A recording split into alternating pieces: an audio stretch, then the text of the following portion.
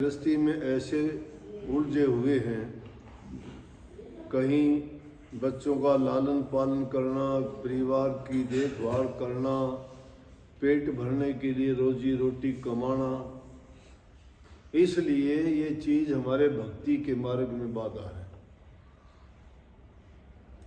लेकिन कबीर साहब ने ये कही, उन्होंने हम दुनियादारों को समझाने के लिए बताया, भाई अगर तुम सच्चे मन से भक्ति करना चाहते हो तो कोई भी चीज़ तुम्हारे भक्ति के रास्ते में बाधा नहीं है। बाधा हम स्वयं पैदा कर लेते हैं, मन उस ओर लगाते नहीं हैं, बहाने हजार बनाते हैं। अगर सच्चे दिल से करना चाहोगे तो हर काम के लिए तुम टाइम निकाल लेते हो। अगर तुम्हें कोई भी ज़रूरी काम पड़ जाता है तो रोज़मर्रा के काम को फटाफट करके तुम उस काम के लिए निकल जाते हो कि भैया आज मुझे वो काम करना है, इसलिए मैं काम फटाफट निपटा लेता हूँ।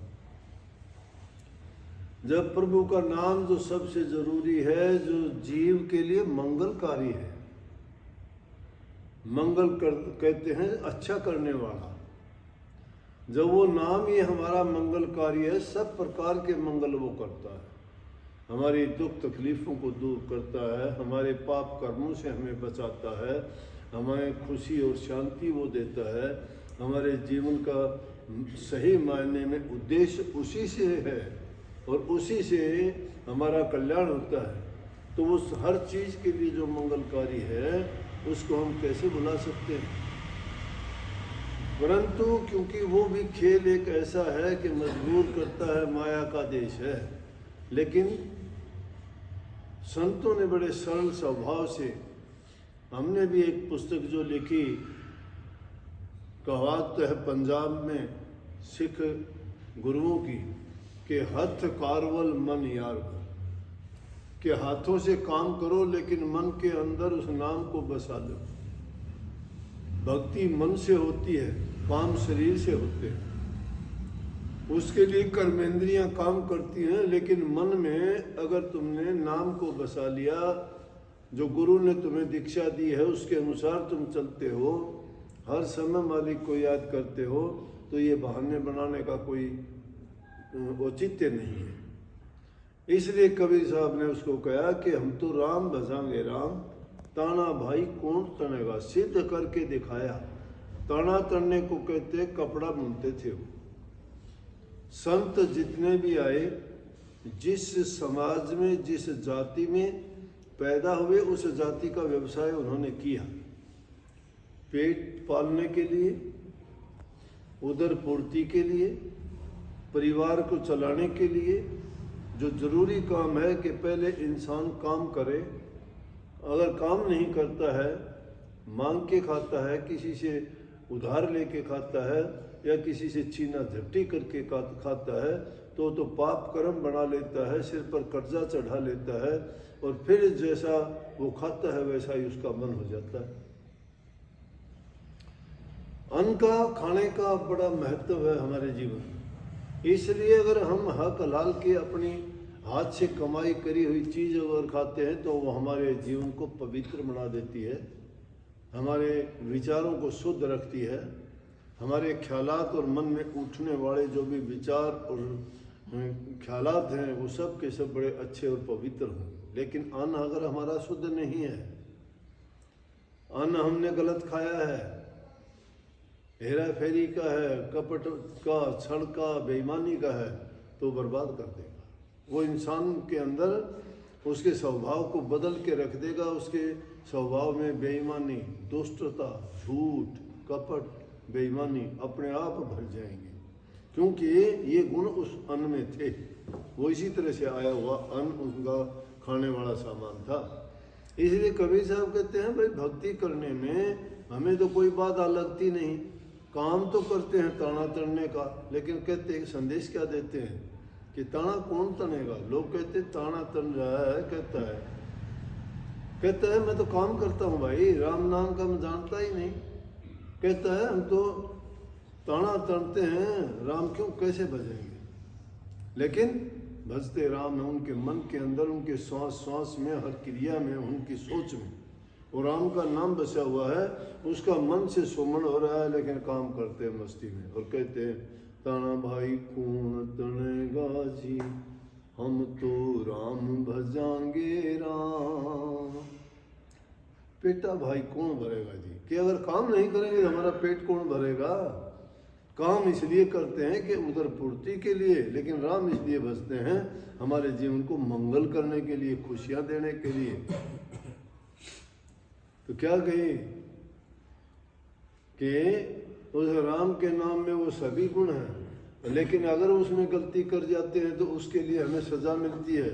कहता है कि मैं काशी का रहने वाला हूँ, काशी शहर का, जो बहुत पवित्र नगरी, सबसे पुराना नगर हिंदुस्तान का, धार्मिक ऐसी नगरी कि वहाँ जाके देखोगे तो बड़े बड़े देवी देवताओं ने भी वहाँ आके और गंगा में स्नान किया है, डुबकी लगाई है और उस पावन भूमि पर वो रहे हैं।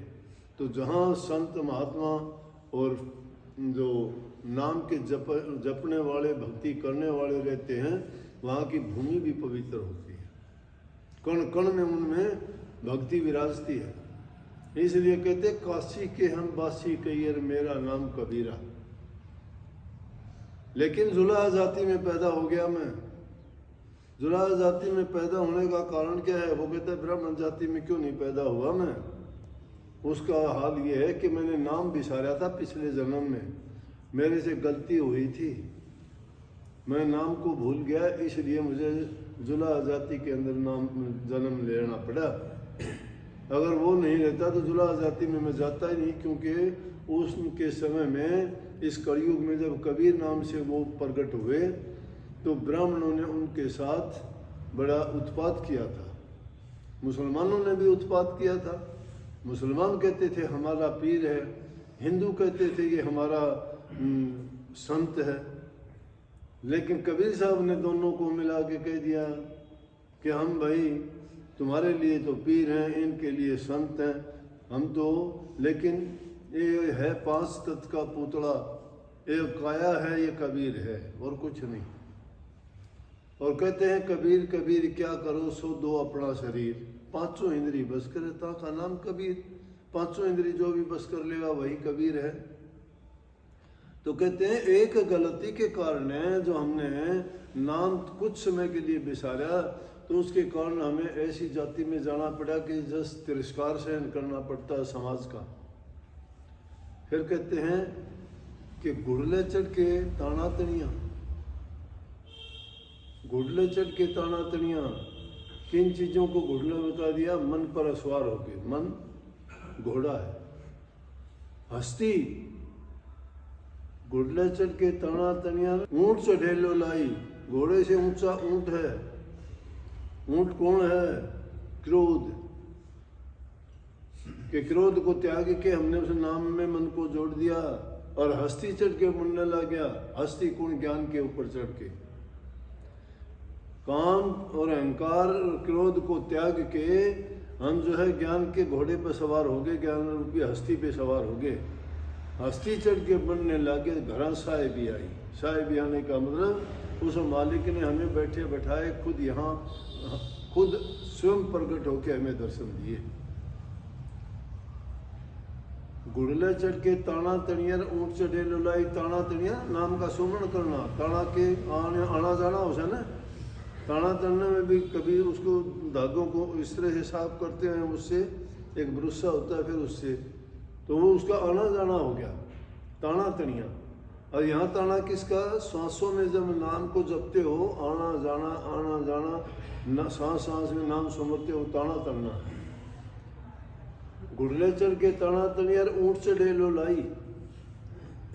जब मन के अंदर पूरा बैराग पैदा हुआ, प्रेम बढ़ा, तो उससे क्या हुआ कि उसको ऊंट माना गया कि उससे अगला दर्जा था, उसमें हमने ध्यान लगाया। और फिर हस्ती चढ़ के बढ़ने लगे कि हस्ती चढ़ के क्या बढ़ने लगे, उस मंजिल की तरफ बढ़े। तो हमें जाने की जरूरत ही नहीं, ज्ञान हाथी पर सवार हुए तो शायद ही हमारे घर में ही आ गए। फिर कहते हैं ऐसा ताना तड़ मेरे मनवर तार टूट ना पावे, कि ताना कैसा तनो सुमन कैसा करो, एक पल के लिए भी ना भूल जाओ। सोवत जागत उठत नाम, कह नानक सिद्ध भय किसके काम। कबीर साहब ने दूसरी वाणी में कहा है कि कहूँ सो नाम सुनूँ सो सुमन, खाऊं पीऊँ सो पूजा, गिरे उजाड़ एक सम भाखूं भाव मिटाऊं दूजा। कि मैं उस नाम का सुमन करूं, हमेशा याद रखूं उसको, कभी भी भूलूं नहीं। कहते हैं मन से, कहते हैं ऐसा ताना तन मेरे मनवा, वो तार टूट ना पावे, बीच में विक्षेप नहीं आना चाहिए। और जैतु ताना कपट का, अगर तेरे दिल के अंदर कपट है फिर तेरी हालत अच्छी नहीं होगी। जो तू ताना तने कपट का ठाली लोग हंसावे, फिर तो लोग हंसाई से दुनिया में कहेंगे ये भगत देख लो, ये भगत देख लो, इसने ये भक्ति करी, ये पाप कमाए, ये भगत है। बहुतों के जिक्र सुनते हो ना आजकल, जिन जिन ने जैसा किया क्यों हुए। जो जो लोग भक्ति से चूके उनके मुंह यम पल पल थूके। जो भक्ति से चूकते हैं यम उनके मुंह में थूकता है, उनको यमलोक में ले जाता है। विष से भी बुरा हाल है उनका। इसलिए कहीं कि भाई अगर तू सच्चे मन से भक्ति नहीं करता, तेरे दिल के अंदर कपट रख के अगर तू ऐसा करता है, तो खाली लोग हंसाई है, भक्ति नहीं है, फरेबबाजी है, आडंबर है, झूठा है, तू नकली काम है, तेरा भगत नहीं है, सच्चाई के रास्ते पे नहीं चला। जो सत्य के रास्ते पर नहीं चलता है उसे नरकों के धक्के खाने हैं, यम और यमदूतों से उसकी पिटाई होनी है। दुनिया में भी यहाँ तिरस्कार होगा, आगे जाके नरक भोगोगे। यहाँ तो तुम्हें दुख मिलेगा, वहां जमपुर में पीटे जात, उनकी ऐसी दुर्गति होगी। आगे कहते हैं राम नाम की खूंटी काटो, कृष्ण नाम का तागा। राम नाम क्या है? राम नाम रमे हुए का है। उस राम के नाम को फूटा गाड़ के ऐसा रमो कि उसे दूर ना जा सको। और कृष्ण नाम का तागा, कृष्ण नाम है कशिश का। उस ऐसी कशिश से पैदा करो, ऐसा बैराग और ऐसा प्यार पैदा करो जिसके कारण तुम आगे आगे बढ़ते जाओ। राम नाम की खुट्टी गाड़ी, कृष्ण नाम का तागा, दास कबीरा बनने लग गया कि हम जो ताना तड़ते हैं ना, ध्यान हरि में लग गया। पहली बात को आखिर में स्पष्ट करके कह दिया। वहां तो कहता राम नहीं बजते, ताना तड़ते हैं, और यहाँ कह दिया कि राम नाम की खुट्टी गाड़ी, कृष्ण नाम का तागा, दास कबीरा बनने लगे, ध्यान हरि से लग गया। ध्यान मेरा वहीं जुड़ा हुआ है। पहली बात के भ्रम में अगर पढ़ के कोई कह दे कि कबीर साहब ने तो ऐसा बोल दिया कि मैं तो ताना तड़ता हूँ, राम बसता ही नहीं। लेकिन आखिर की जो बात उसने कही उसमें स्पष्ट रूप से कह दिया, इसलिए काम बाधा नहीं है। हम बहाने बनाते हैं, हम अपनी निर्बलता दुर्बलता दिखाते हैं, हम विषय भोगों के कारण दुर्बल और कमज़ोर पड़ गए हैं। हमारी मन की इच्छाएं जो है संसार के पदार्थों की ओर दौड़ती हैं, इंद्रियों के सुखों को चाहती हैं। ये भक्ति नीरस लगती है, उसमें आनंद नहीं आता शुरू में, बहुत टाइम लगता है। मीठा फल खाने के लिए इंतज़ार करना पड़ता है। मीठा फल बहुत दिन में पकता है, एकदम नहीं मिल जाता। तो राम नाम का ऐसा मीठा है जो फल लगने में टाइम लगता है, धीरे धीरे वो फल बनता है, पकता है, फिर कहीं जाके तुम्हें उसका आनंद मिलता है। जब वो आनंद मिल जाता है फिर समझो कि सब दुख भाव का नाश हो जाता है, और सहज में उसको जो आनंद उसमें मिलता है वो संसार के किसी पदार्थ में नहीं है। तो उस मस्ती को प्राप्त करने के लिए कबीर साहब ने कही है कि ऐसे बहाने ना बना के उस प्रभु भक्ति के लिए समय जरूर निकालो। लाख काम छोड़ के भी मालिक को याद करो। जीवन का भरोसा नहीं है, क्षण भंगुर है, आज है कल को नहीं रहेगा, अभी है थोड़ी देर में पता लगेगा वो नहीं है। अभी ये अमित है, इसके गांव का लड़का था, बेचारा अच्छा लड़का है, नौजवान लड़का, आया करता, बड़े बड़े बाल थे, आपने सबने देखा होगा। इतना अच्छा लड़का था, पता ही नहीं लगा उसको कब क्या बीमारी होगी। थोड़ी शिकायत की जी मेरी पीठ में दर्द है, मैंने तो सुना तो बड़ा दुख लगे। सोचो आप, इंसान को ऐसी वाक़यात को देख के अपने दिमाग में बात भरनी चाहिए। जब इंसान का भरोसा एक पल का नहीं है, कैसे चला गया, फिर क्यों किसी के साथ बुरा करते हैं, क्यों किसी को दुख कष्ट देते हैं, क्यों किसी की निंदा बुराई करते हैं। अरे वो टाइम अपने प्रभु भक्ति में, मालिक के नाम के सुमरण में, उसके जाप करने में, उसको याद करने में, अपने बुराइयों को निकालने में, अच्छे गुणों को अपनाने में लगाओ ना, तुम्हारा जीवन सफल हो जाएगा। उस जीवन को नहीं बनाने की सोचते, लेकिन क्योंकि इस बुद्धि पर काल बैठा हुआ है, जो काल बैठा हुआ है वो इंसान को नहीं सही रास्ते पे जाने देता, उसको बर्बादी की तरफ तो ले जाएगा। बुद्धि भ्रष्ट जिसकी हो जाती है, जैसे सावन में कोई अंधा हो जाए उसको हरा ही हरा दिखाई देगा, इसी प्रकार से जिसकी बुद्धि भ्रष्ट हो जाती है वो रास्ते पे आना बड़ा मुश्किल होता है, भटक जाता है। परंतु जो सच्चे मन से उस मालिक को याद करता है, उसके सब मन के दोष निकल जाते हैं। वो फिर इससे मरने से भी नहीं डरता, वो इंतज़ार नहीं करता, वो तो जानता है कि मौत तो एक अवश्य आनी है, लेकिन वो दिन आने से पहले आदमी को काम कर लेना चाहिए। जब वो अवसर आए उससे पहले ही अपने जीवन के बारे में सोच के और आगे की वो कमाई कर लेनी चाहिए कि इसको नरकों में ना जाना पड़े, दुख ना भोगने पड़े, फिर दोबारा संसार में ना आना पड़े। आना पड़े भी तो संतों की शरण मिले, सत्संग मिले, अच्छे माँ बाप मिले, अच्छे घर में जन्म हो, सब उसको मन बुद्धि ठीक ढंग से काम करें तो आगे आके भी वो काम कर लेगा।